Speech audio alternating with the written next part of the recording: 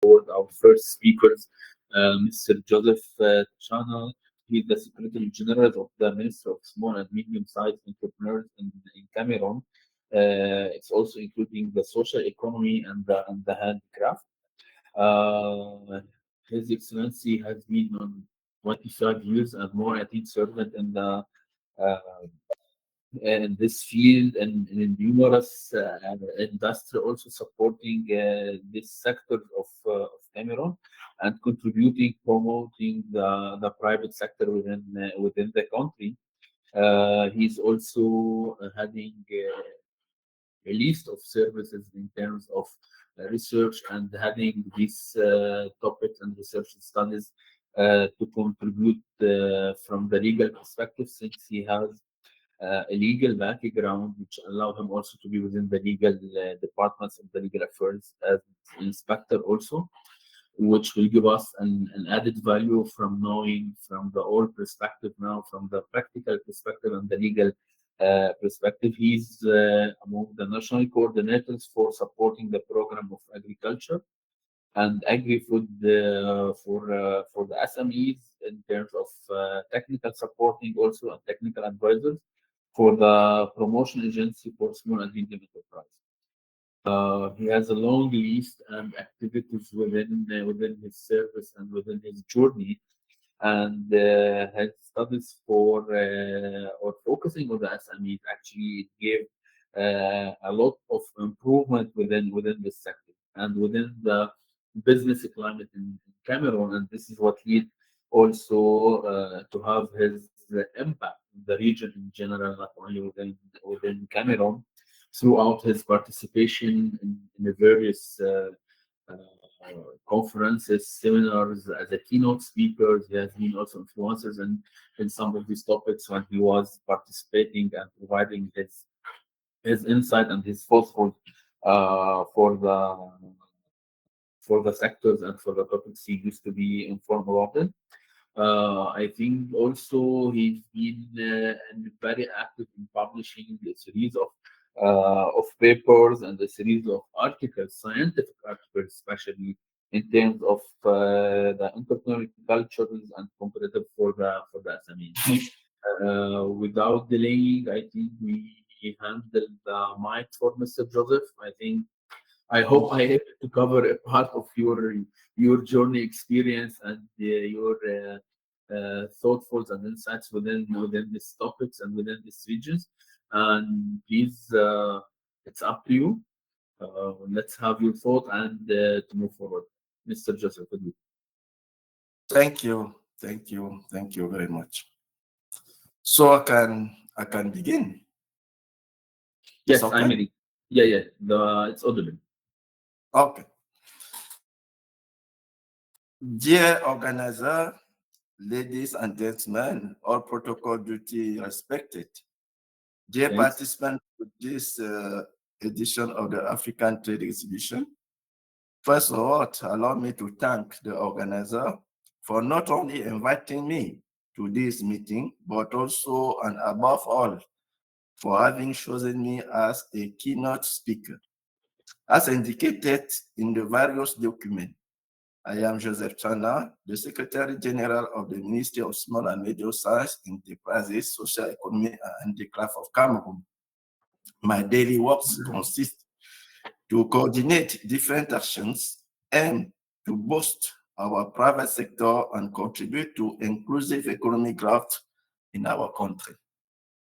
My remarks must focus on a synoptic presentation of the different business opportunities and the reason to invest in the ECCAS countries, but also a highlighting of some challenges to be taken up to make investment optimal. This presentation will consist, it is a summary because the main text have been sent to the organizer. They can share the text to all who have need. I am saying that my presentation will consist of three main points. The first part, which focus on the general presentation of the opportunities of the ECCAS country, then a particular emphasis of each country, and finally, some challenges to overcome, which could constitute risk for investors. As introductions, we can say that the Economic Community of Central Africa States, ECCAS, was created in Libreville in 18 October 1983, with the signing of the Constitutive Treaty that was later on reviewed and adopted on 18 2019. It came into force on 28 August 2020. The ECCAS is made up of 11 member states. We have Angola, Burundi, Cameroon, the Central African Republic, the Congo, Gabon, Equatorial Guinea, the Democratic Republic of Congo, Rwanda, Sao Tome and Principe, and Chad. It is one of the 8 regional economic communities known to be pillar of regional integration in Africa. Central Africa has a great agricultural, mining, and forestry potential, as well as dynamic populations that constitute a ready supply of and often cheaper labor. Now, let us present various opportunities to invest in the above-mentioned countries related to men's social and economic containing the farming sector. The ecological diversity of Central Africa sub-regions is particularly impressive, with vast stretches and farmland and ecological zones conducive to the development of strong agricultural valuations that could contribute to greater property in the sub-region in the African Continental Free Trade Area, ZLECAf.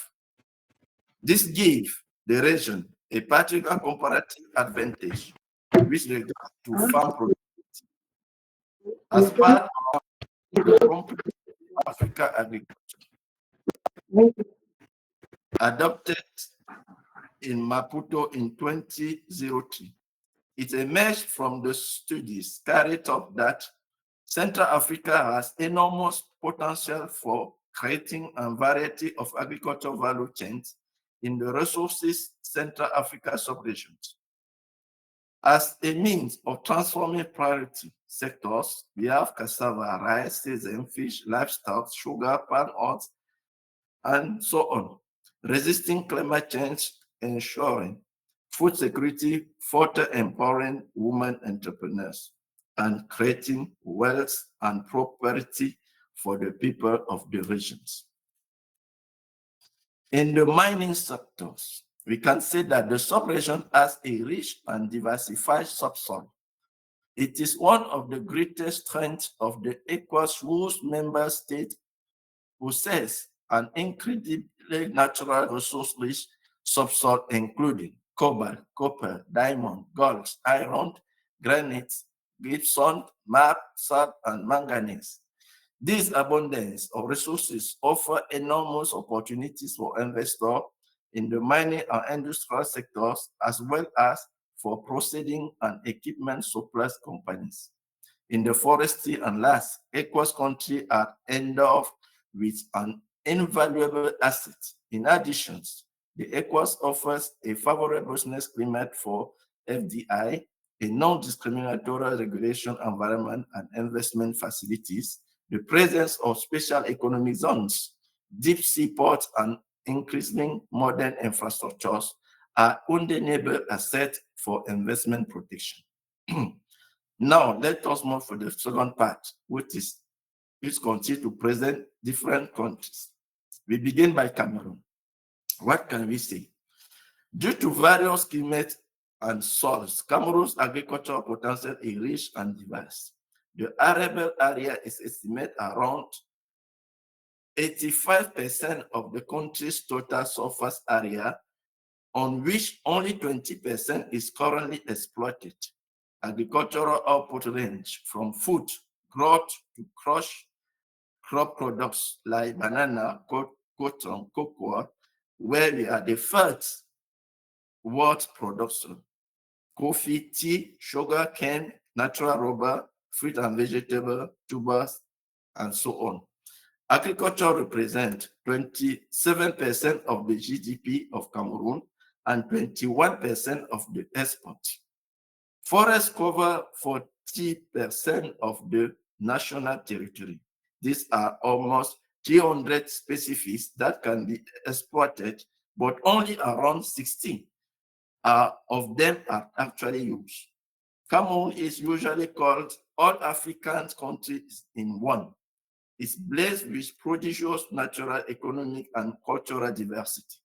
It has a maritime border that gives it access to the Atlantic Ocean and the sub-regional market, including Nigeria, Sudan, and the Democratic Republic of Congo as well. Thanks to the 360 kilometers on coastline, industry, and small-scale fishing over promising prospect, the rich, wide, and diverse origin, culture, and idea for the development of tourism industry attract foreign currency. Cameroon mineral potential is varied and many are still unexploited. Iron reserves, for example, are estimated at about 550 million tons.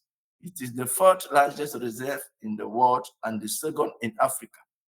Bauxite reserve exceeds 1 billion tons with an aluminum concentration of at least 40%. Cobalt and nickel reserves are estimated at over 72 million tons, one of the largest deposits in the world. Rutile reserves are estimated at nearly 3 million tons, Cameroon as the second world largest reserve. In the power sector, Cameroon has the second hydroelectric potential in Africa thanks to a large hydraulic network. Current production is estimated at 4,266 gigawatt. Cameroon has a dense road network which covers around 50,000 kilometers nationwide.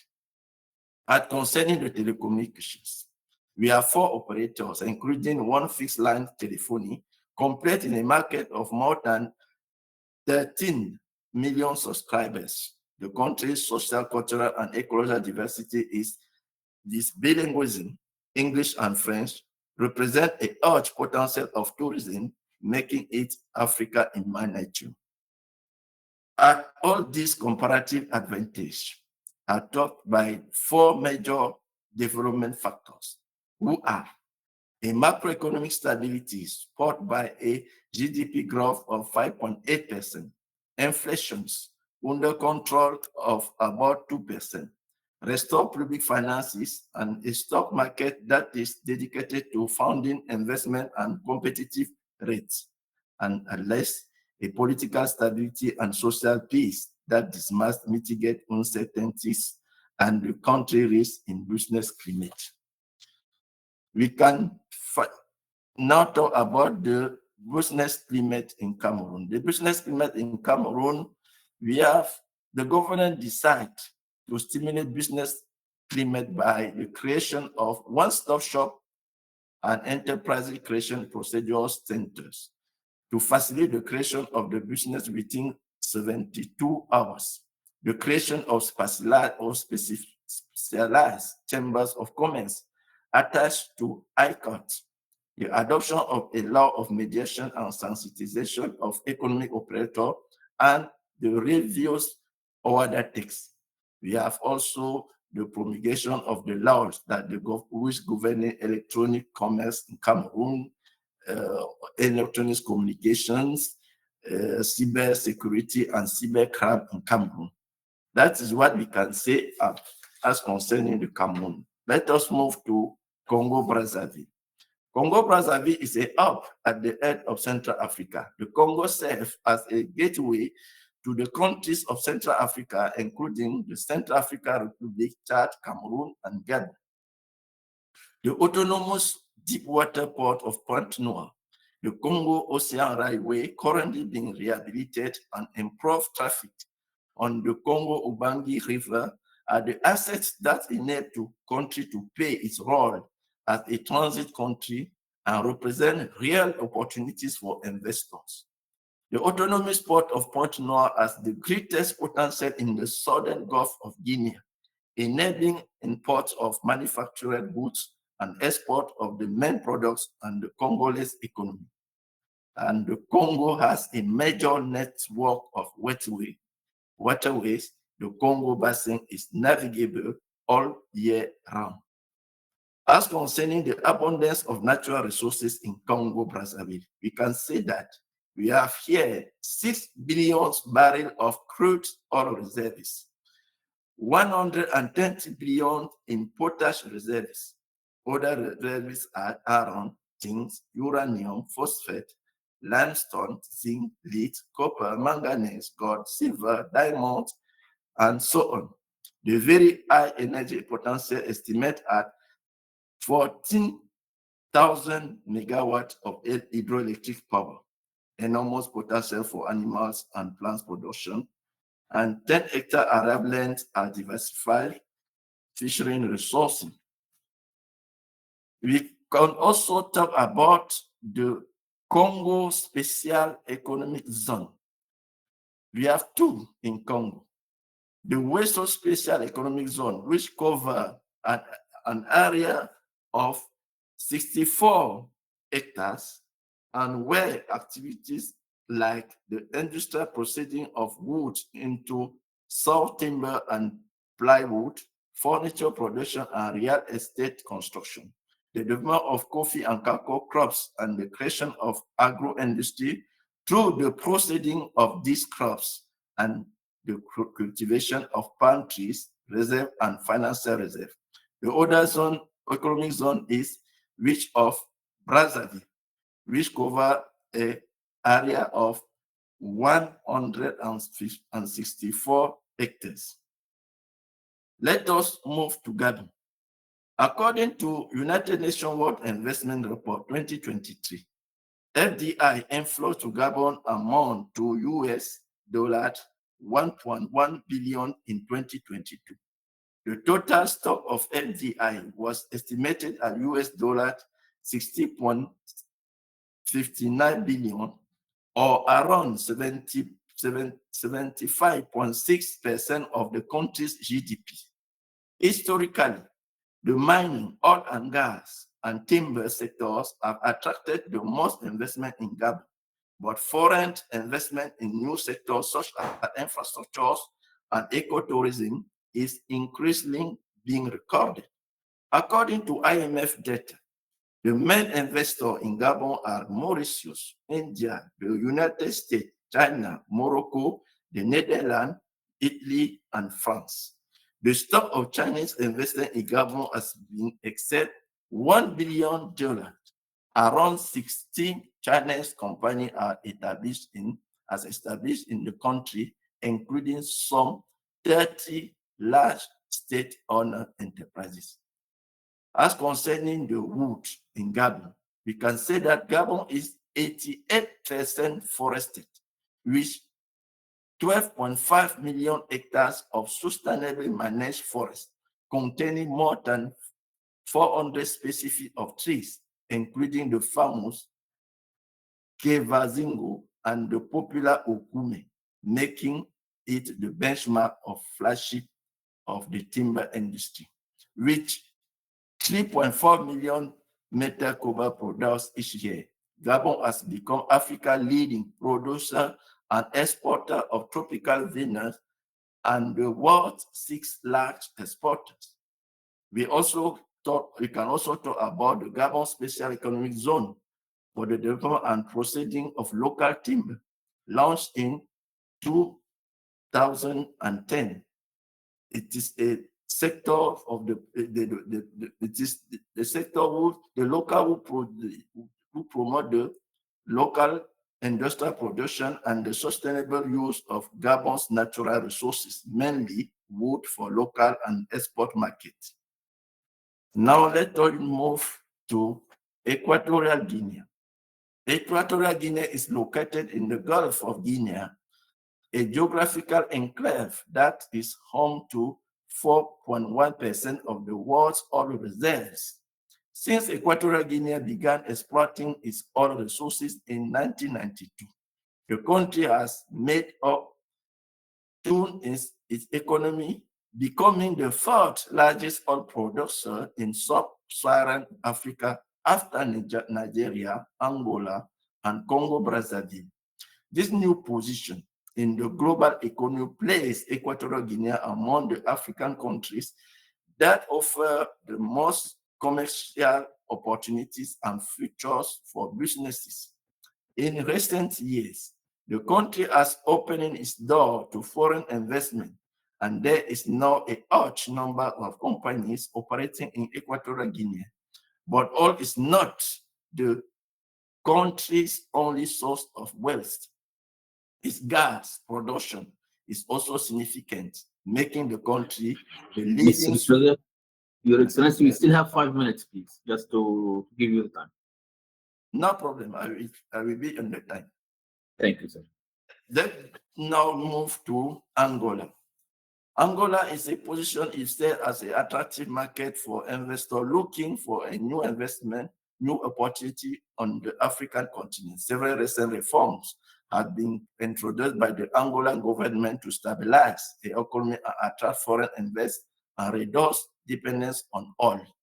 With a GDP of 125 billion by 2022, Angola has moved back into the top 10 of African economies.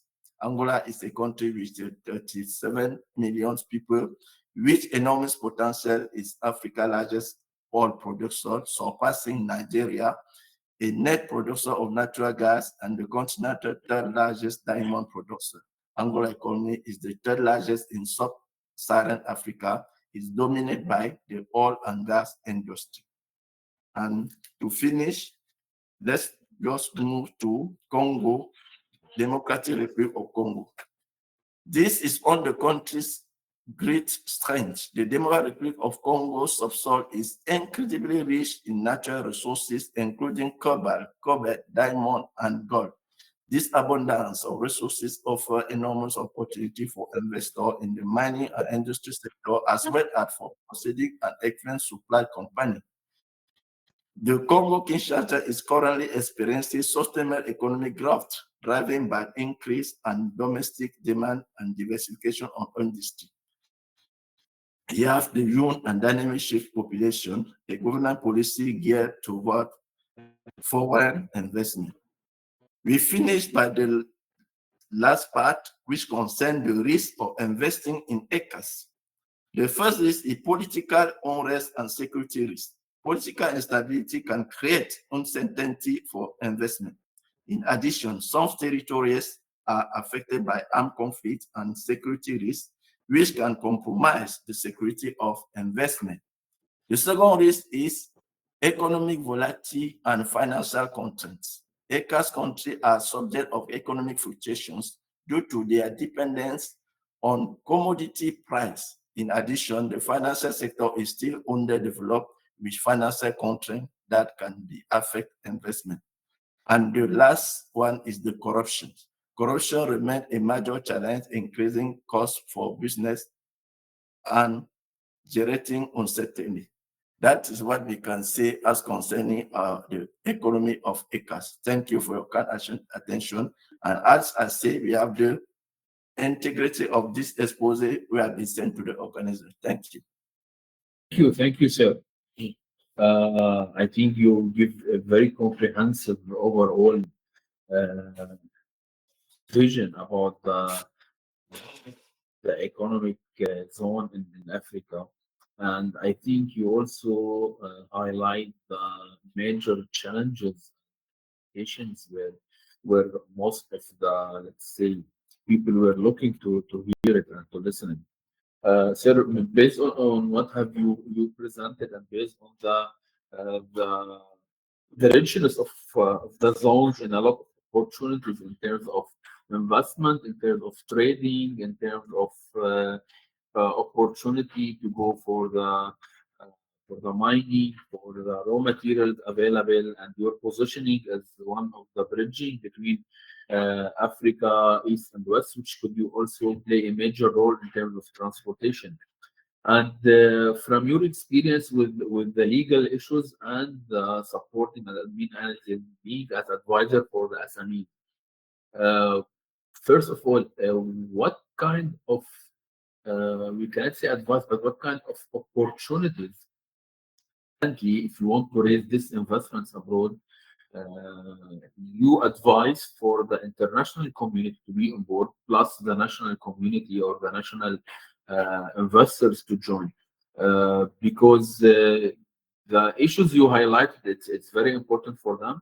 And as you know, the business people always are afraid about the plus the last items or the last topics you highlighted about the corruption and about these infrastructures. So how within the ECCAS, if there's any plan to overcome all these challenges to be able to present it, or if there's any vision or action plan to move forward to create a foundation for the investors to join me? This is my first question. Okay, thank you. As I say, the main problems is that we have a lot of opportunities in the ECOWAS countries, but these opportunities are still underexploited. Yep.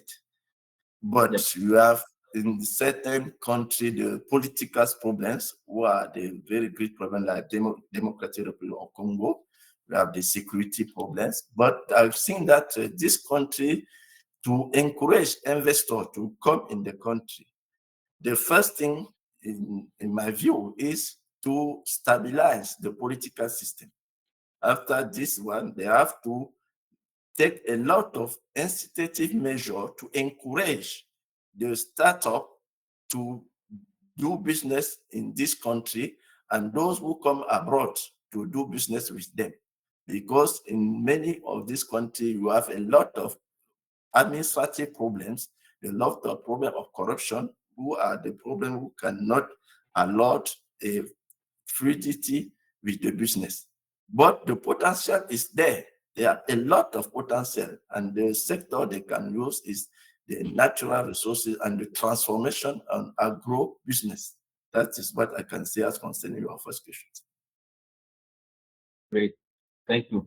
My second question, also based on your experience with the region and focusing on the SMEs, do you think there is an opportunity now to have an alliance between these SMEs within the region and within the outside continent and out and other regions that was already taking advanced position in terms of accelerator, in terms of diversification of the projects based on the reality ground? So I think your experience also in the agribusiness, which everybody now is working toward that directions to secure food.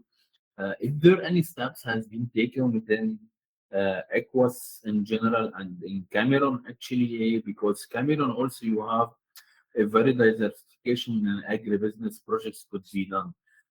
Is there any mapping for this, for example, for the SMEs to direct them, or if somebody is coming from outside to invest or to expand business in, let's say, in Cameroon, do they have any mapping or any, as you clearly mentioned, single window for them with clear instructions how they can move forward?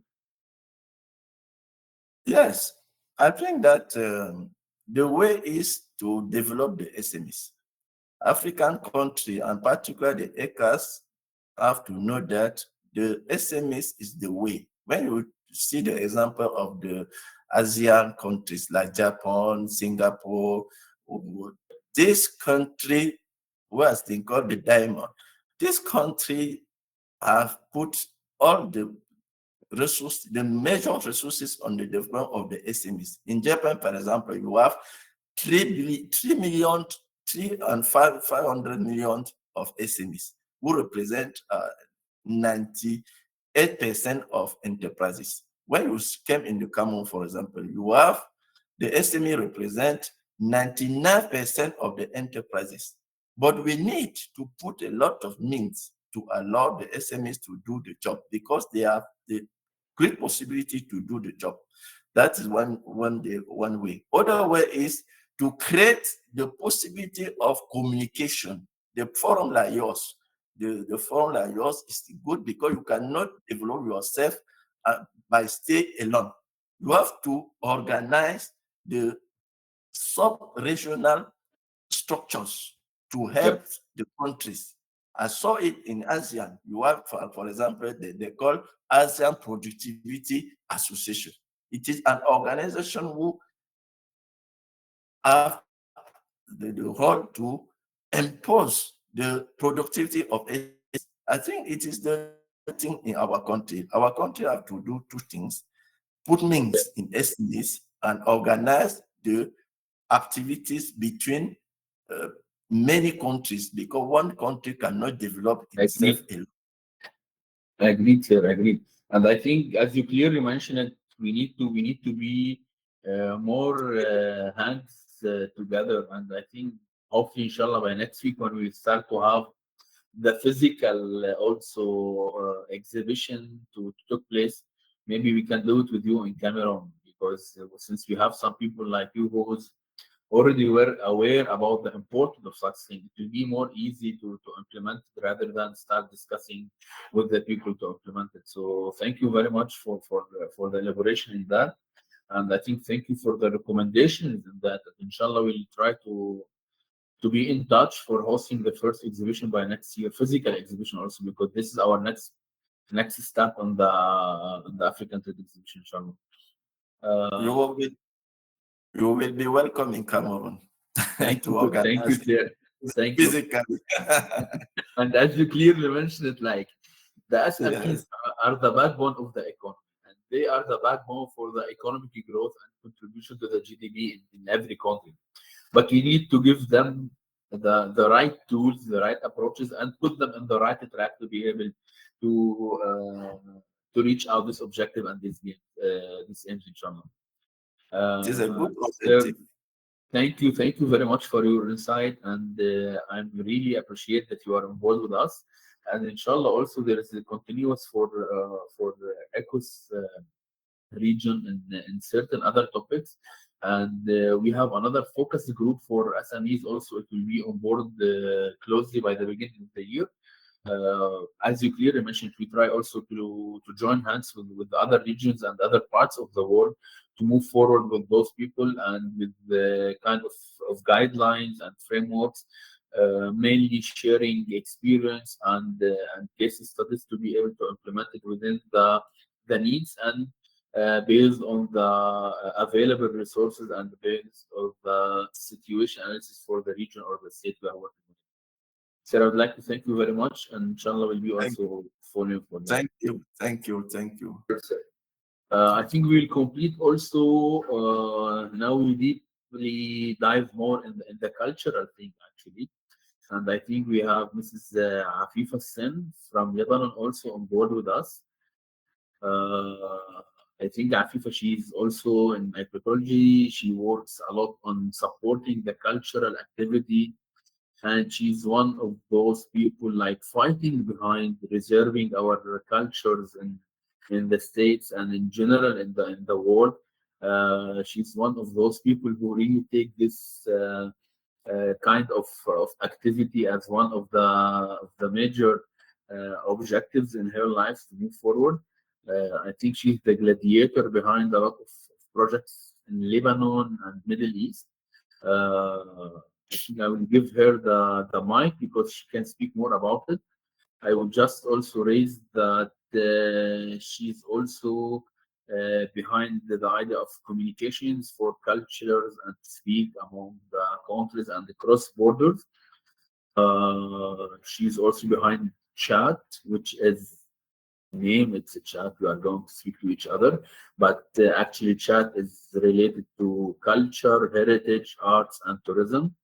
And with her experience, with her dialogues, which has been conducted across continents for last, I think, 3 4 years, it will be an added value to have clear visions from her about how we can benefit from her experience and share her insight also and projects to be able potentially to be applied within Aquas Aero because we see that there is a lot of potential in terms of tourism, culture, and heritage in the region.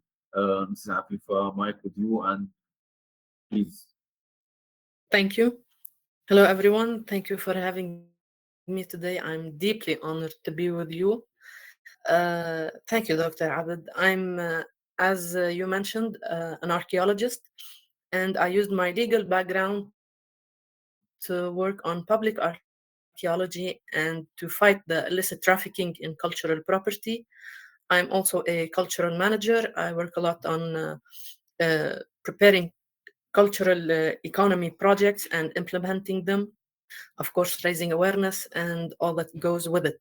And as you mentioned, yes, today we're going to talk about cultural tourism. Unfortunately, it's a neglected sector, although it has lots of potential, lots of opportunities, and can create lots of job opportunities. So, what is cultural tourism? It is the movement of person for cultural purposes, motivated to learn, discover, experience, consume the cultural attraction and related products in any country, such as traditional crafts, arts, food. Unfortunately, when we mention Africa to any tourist, they simply think about nice safari.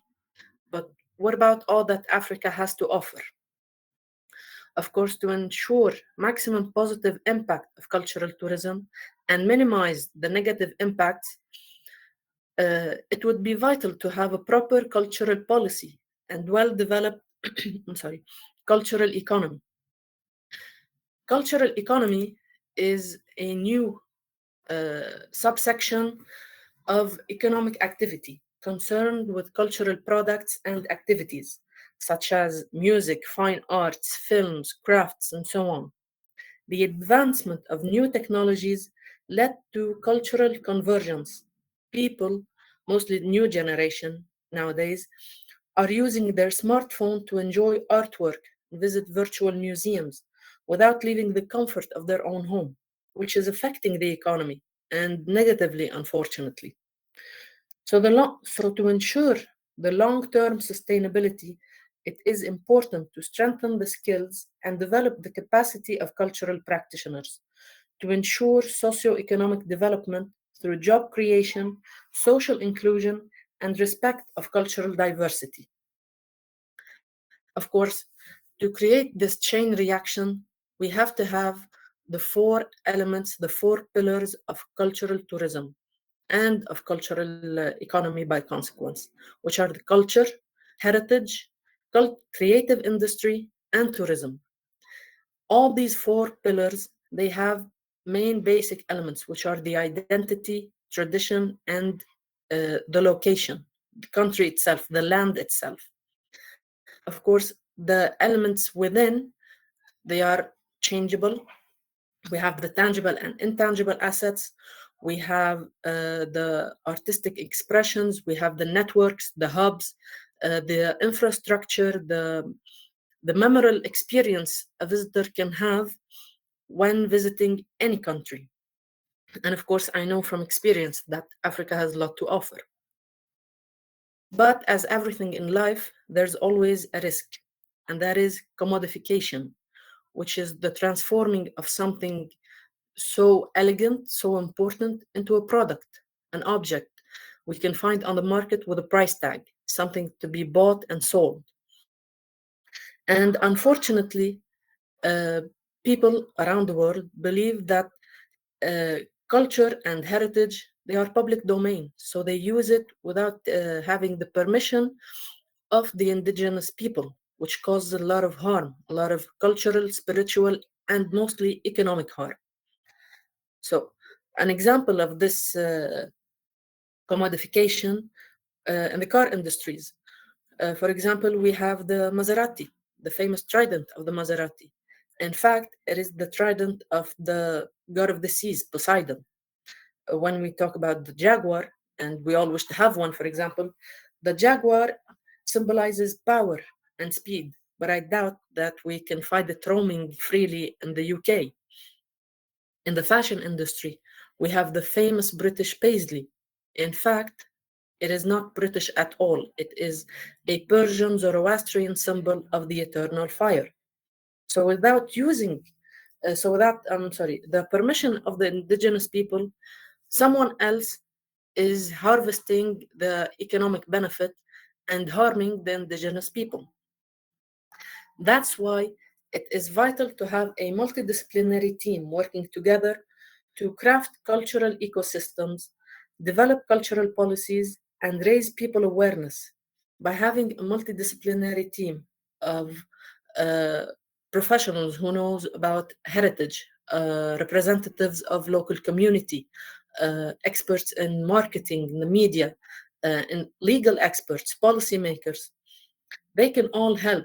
For example, what is the use of having an old craftsman, for example, who knows how to work with wood or is excellent in doing any leather businesses?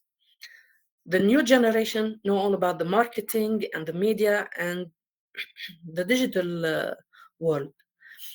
This rural business has probably problems writing his own name. He's probably illiterate.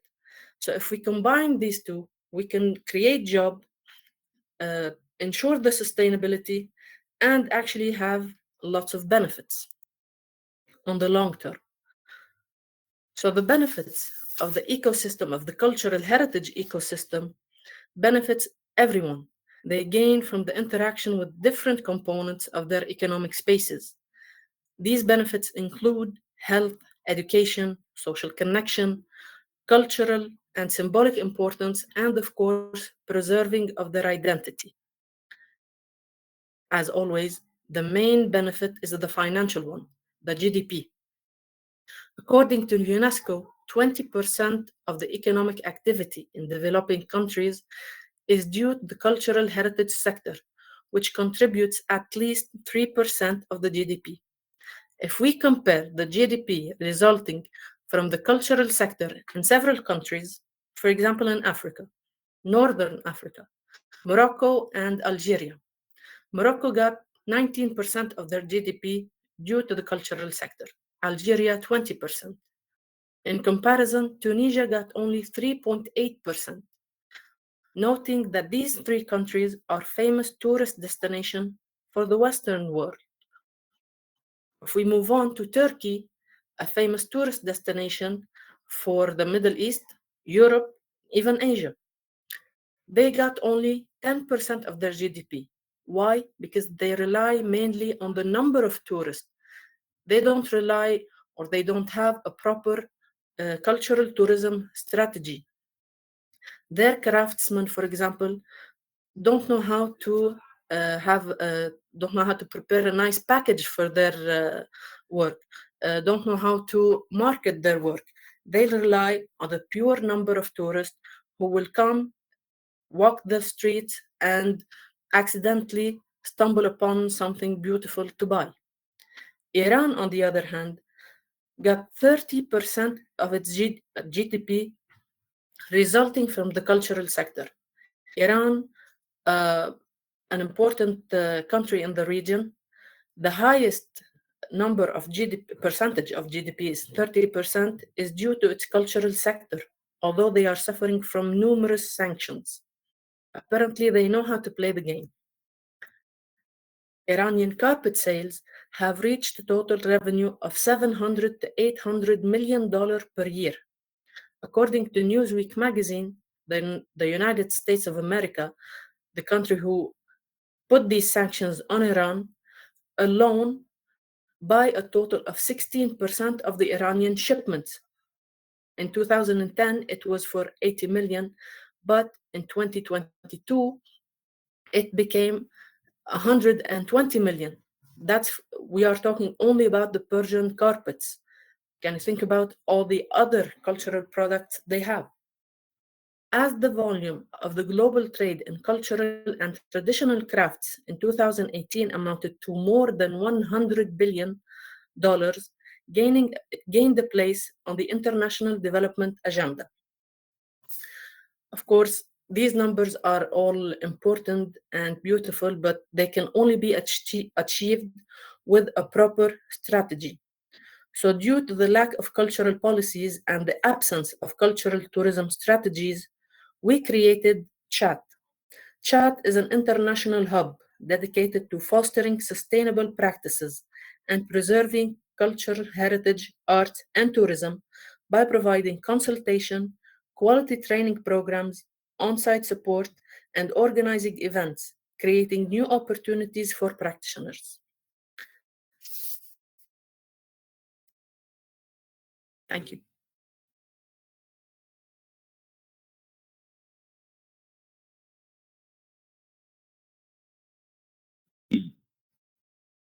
Can you still hear me? So yeah, we are hearing you. Hello? Yes, Afifa, we are hearing you. Okay, great. So, chat is an example of what we can do in our world. The SMEs are important. All the numbers we just heard are important. But what about the cultural sector? What about cultural tourism? Of course, ecotourism is important, but cultural sector and the cultural tourism is a great magnet for people to come experience, and that's how we can create investments because we are showing the world what we have to offer.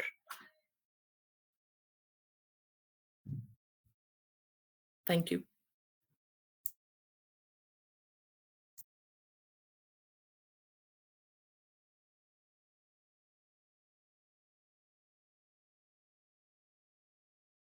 Yes, Tony.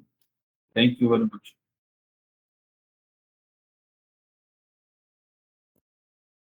Yes, please, Amadi, go ahead. Before I go ahead. Yes. Yes, please.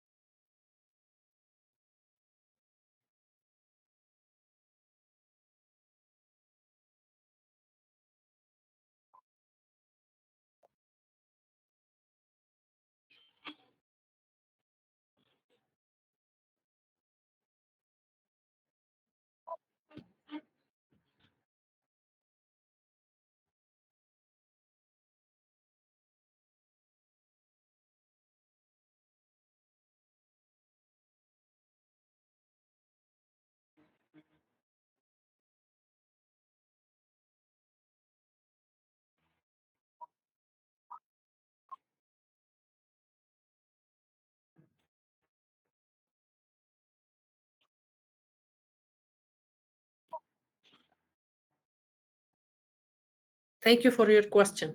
Yes, I had the opportunity to participate with the British Council in a program called Connecting Cultural Heritage. And many of our colleagues actually were from Africa, and I made great friends from Cameroon, Uganda, Kenya. And I'm not going to list everyone. I'm afraid I can forget someone. So we came to a conclusion that we need a long list of things to do.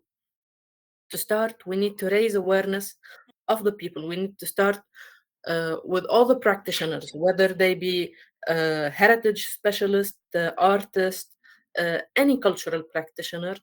We need to start from the basics with the school system, with the education, and going up, of course, up the chain, raise the people's awareness about their own culture, the importance of their heritage. They need to know what heritage is, the concept of heritage, I mean, not just their own heritage. They need to know the importance of cultural diversity and the respect of cultural diversity. Once we establish that, then we can move up the chain and start with the elder generation, those who have small businesses, as we were talking about. We need also to raise their awareness. We need to prepare uh, experienced and quality workshops for them. We can start with small sessions and moving up to have a good training program.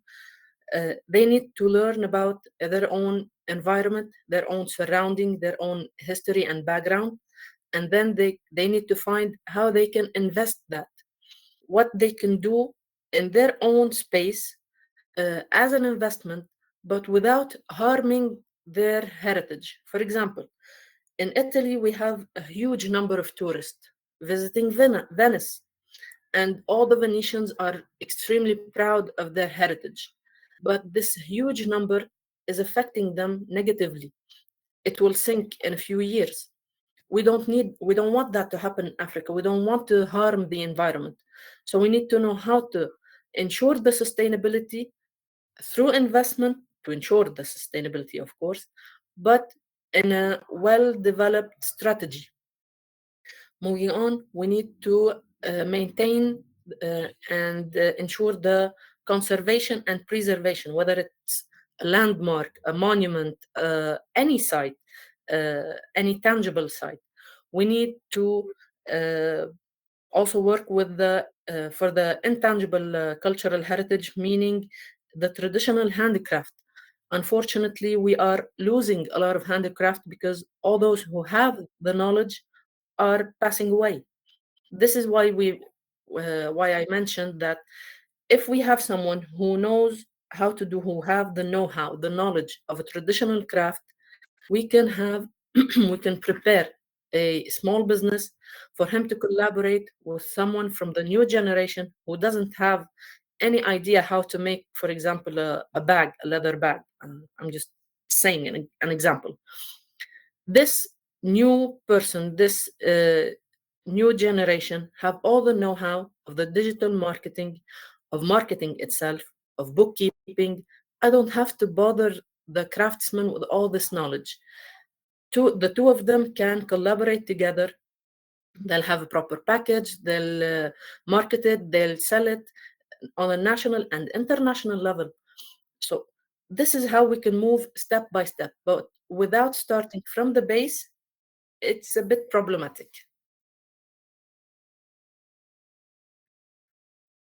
Sure. Uh, Thank you. I just also want to close with with certain things. I think because we have like 2 minutes left. I think I'm proud to be among of you guys, but also there is something I want to highlight. It. Currently, for example, I'm in Pakistan. I'm working for the what they call the PTM, the Pakistan Travel Mart. He has been designed this time, this version, to be integrated and to be as ecosystem for the whole tourism and travel sector, including handicrafts, including hotels, including tour operator, travel agencies, aviation.